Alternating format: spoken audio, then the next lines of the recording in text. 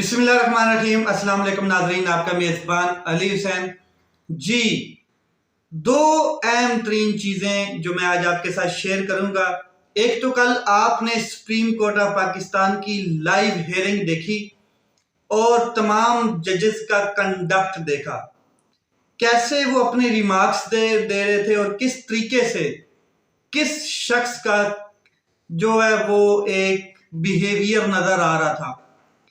तो chief justice of Pakistan काजी फायज ईसा साहब किस तरीके से अपनी जान छुड़ाने की कोशिश कर रहे थे, और जैसे ही वो अपनी जान छुड़ाने की कोशिश करते थे या कोई ऐसा रिमार्क्स आता था किसी जस्टिस की जानब से, तो वो उसके ऊपर पर्दा डालते या उसको रोकने की कोशिश करते या उसको बीच में कट करते।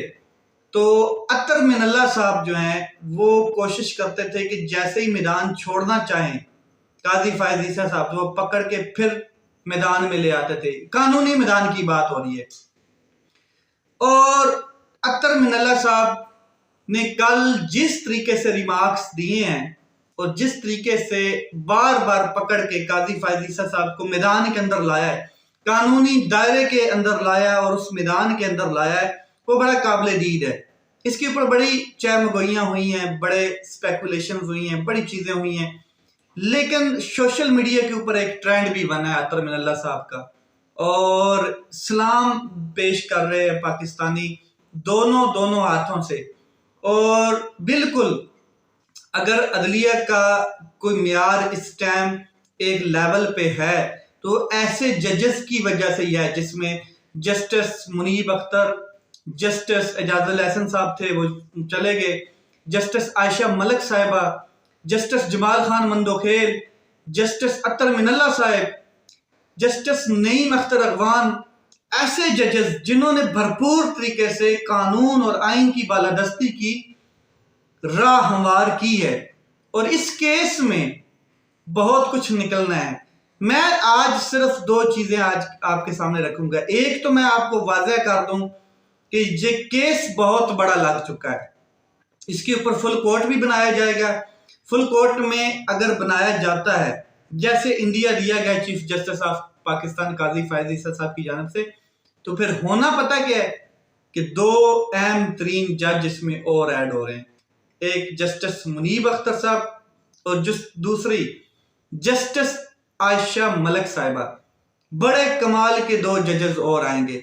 और जिस तरीके से आपने अतर मिनल्ला साहब को देखा, आप भूल जाएंगे बाकी चीजें फिर जब जस्टिस मुनीब अख्तर आएंगे और जस्टिस आयशा मलिक साहिबा, क्योंकि इन्होंने ह्यूमन राइट्स के ऊपर इनके बड़े व्यूज क्लियर हैं और इनके रिमार्क्स तो आपने पहले भी सुने हुए हैं। तो आज की जो अहम खबर है वो ये है कि या तो एक बड़ा इस्तीफा आने वाला है और या किसी जज के खिलाफ इन्हीं दिनों में, चंद दिनों के अंदर अंदर रेफरेंस दायर हो जाएगा। या इस्तीफा आएगा किसी जज का या फिर रेफरेंस दायर हो जाएगा, और ये किसी भी जज के खिलाफ हो सकता है। और जो मेन हिट लिस्ट पे दो जज हैं, एक सुप्रीम कोर्ट का जज है और एक हाई कोर्ट इस्लामाबाद है, उसके जज हैं। सुप्रीम कोर्ट का जज अतर मिनल्ला साहब हैं जो इस टाइम हिट लिस्ट पे हैं, यानी कि बिल्कुल वाज़ेह नजर आ रहा है उनका कंडक्ट, और उस कंडक्ट के बिहाफ पे जो उनके खिलाफ या रेफरेंस आ सकता है या उनको दबाव में डाला जाएगा। और दूसरे हैं justice Babar Sattar Islamabad high court के।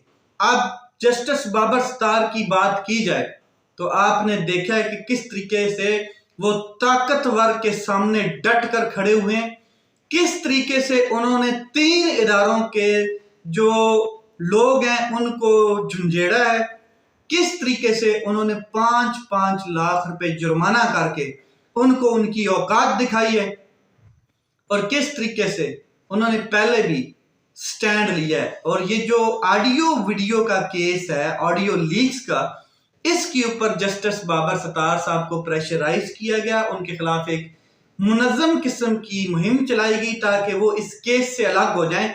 मगर जस्टिस बाबर सत्तार ने उस मुहिम को पाश किया, वो दरखास्तें भी उठा के रद्दी की टोकरी में फेंक दी और जो मौसूफ लेके आए थे दरखास्तें उनको 5-5 लाख जुर्माना किया और उनको कहा कि आइंदा नसीहत है कि मर्दों की बारात को लूटने हिंजड़ों का टोला मत भेजना। तो ये जस्टिस बाबर सत्तार आइन की बालादस्ती को मद्देनजर रखते हुए उन्होंने ये सख्त किस्म के इकदाम कर रहे हैं और जाहिर है उनके ऊपर प्रेशर भी होगा। पीछे 5 जजेस और चीख रहे हैं जिनके ऊपर प्रेशर था और उन्होंने खत भी लिखा। अब दूसरी जानब जस्टिस मंसूर अली शाह साहब, upcoming chief justice of Pakistan, ये मतलब समझा जा रहा है कि आप चीफ जस्टिस हैं तो अपकमिंग है वो। अब है बात क्या वो, असल में मैं आपको बता दूं कि कल जो रिमार्क्स मंसूर अली शाह साहब के थे वो भी लिंगर कर रहे थे, लटके हुए थे। कभी वो काजी फायज ईसा साहब के साथ खड़े नजर आते थे, कभी आइन और कानून के साथ खड़े हुए नजर आते थे, लिंगर कर रहे थे। मगर एक चीज बड़ी वाज़ेह है कि जस्टिस मंसूर अली शाह साहब को अगर ये लगता है कि मैं लचक खा गया आइन की बालादस्ती के ऊपर या समझौता कर गया तो मुझे जल्द चीफ ऑफ पाकिस्तान बना दिया जाएगा, चीफ जस्टिस ऑफ पाकिस्तान, तो ऐसा कुछ नहीं है क्योंकि एक्सटेंशन भी कहीं पे लटक रही है और ये जो एक्सटेंशन है इसका मामला बड़ा गंभीर होना है और इसके ऊपर बड़ी चीजें खुल के भी सामने आनी है। एक्सटेंशन होनी है काजी फायज ईसा साहब की, जिसके लिए होनी है तरमीम आइन में, जिसके लिए कानून साजी होनी है और उसके लिए आइन में तरमीम और कानून साजी के लिए जो हुकूमत है ऐवान में बैठी है उसको कम अज कम 1/3 मेजोरिटी सादा अक्सरियत चाहिए और वो बनती जा रही है। कैसे? जैसे तो सीटें चोरी की गई, इलेक्शन चोरी किया गया, वो आपके सामने एक चीज। तो दूसरा जो मखसूस नशिस्तें हैं इनका मामला, एक पटिशन दायर हो चुकी है और वो मुकर्रर नहीं की जा रही सुप्रीम कोर्ट ऑफ पाकिस्तान में। काजी फायज ईसा साहब जो है वो उसके ऊपर न तू कर रहे हैं, न चा कर रहे हैं, न ची कर रहे हैं, बल्कि सुनमुन बुकमन है, बिल्कुल खामोश हैं, साइलेंट हैं।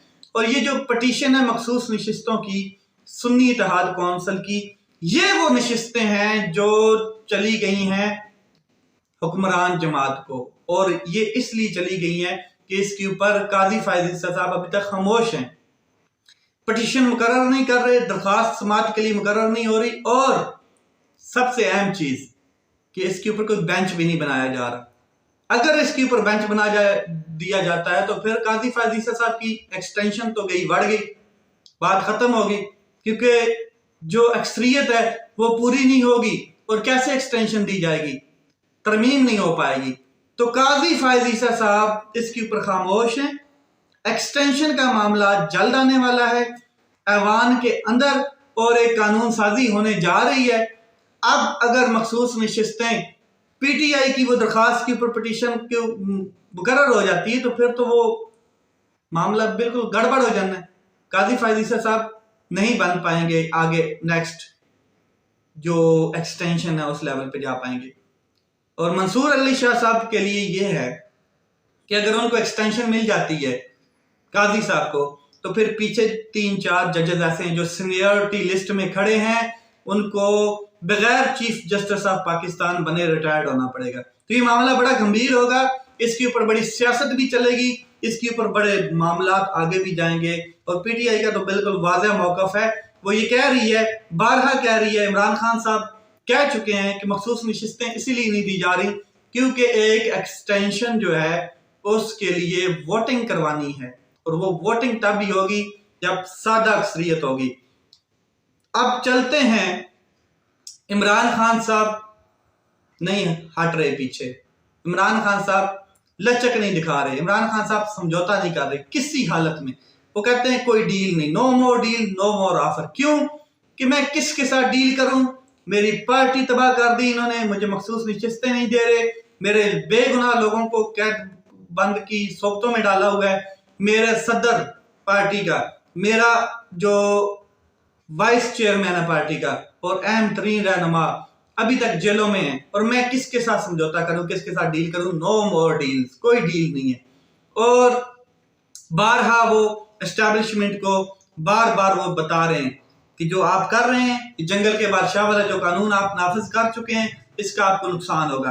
तो इस चीजों से इमरान खान साहब और बुशरा बीबी के ऊपर एस्टैब्लिशमेंट ने एक और रेफरेंस डाल दिया। एस्टैब्लिशमेंट क्या है, ज़ाहिर नैब ने इमरान खान साहब और बुशरा बीबी के लिए एक रेफरेंस दायर किया है जिसमें दोबारा इंक्वायरी होगी तोशा खाना की, और उसमें उन्होंने जो तहफ़ बेचे हैं गैर कानूनी तरीके से, अब वो दोबारा इसकी एक ओपन होगा और एक नया ट्रायल चलेगा, एक नया पेंडोरा बॉक्स खुलेगा। इजाजतनामा लिया गया है नैब की जानब से अडियाला जेल से कि हम इंक्वायरी करना चाहते हैं पीटीआई के चेयरमैन से और उनकी वाइफ से, और फिर ट्रायल चाहते हैं, फिर ये वो चाहेंगे कि कस्टडी दी जाए, ये सारी चीजें, फिर एक सजा सुनाई जाएगी। वजह क्या है? वजह यह है कि जो इमरान खान साहब के दूसरे केसेस हैं उनमें उनको जो सजाएं वो माफ होने जा रही हैं और उनके केसेस जो है वो खत्म होते हुए नजर आ रहे हैं। तो इमरान खान साहब की बरियत नजर आ रही है, यानी कि वो बरी होने जा रहे हैं, आजाद होना चाहते हैं। और जो केस एक दो रह गए हैं वो उनका जनाजा ही निकलने वाला रह गया। अलकादर ट्रस्ट केस और साइफर केस, ये आखिरी दाने पे खड़े हैं, बस पीछे से किसी ने लात मारनी और ये कूड़े के ढेर पे जा लगने। तो इस वजह से इस तरह की दोबारा हरकतें की जा रही हैं। तोशा खाना का अगर आपको ज्यादा ही शौक है, चेयरमैन नैब साहब या जो नैब ये जो अदारा ये बनाई सियासतदानों की, इसी काम के लिए बनाया गया था कि इनको कैसे कंट्रोल करना है, सियासतदानों को इनके ऊपर केसेस कैसे बनाने हैं, इनको कैसे रगड़ा लगाना है, इनको इनकी पार्टीज को कैसे डिस्ट्रॉय करना है। ये एक डिक्टेटर ने ये इदारा बनाया था और आज इसके ऊपर एक आर्मी का रिटायर्ड जनरल, और वो जो कर रहा है आपके सामने है, और सियासतदान सारे बाउंड हो चुके हैं। तो ये मामला हो चुका है। अब जो बुशरा बीबी हैं उनके वकला ने ये पटिशन दायर कर दी, ये दरखास्त दायर कर दी और इसको चैलेंज कर दिया है। ये जो तोशा खाना वाला मामला है इसके ऊपर डिवीजनल बेंच कल समाअत करने जा रहा है। जस्टिस तारक जहांगीरी साहब और चीफ जस्टिस आमिर फारूक साहब इस्लामाबाद हाई कोर्ट, ये इसके ऊपर कल समाअत करेंगे और इसका जो वगैरह वगैरह वो निकालेंगे। लेट्स सी क्या होता है, क्या निकलता है और किस तरफ ये चीजें जाती हैं। अपना ख्याल रखें, अपने भाई के इस चैनल का ख्याल रखें। पाकिस्तान जिंदाबाद।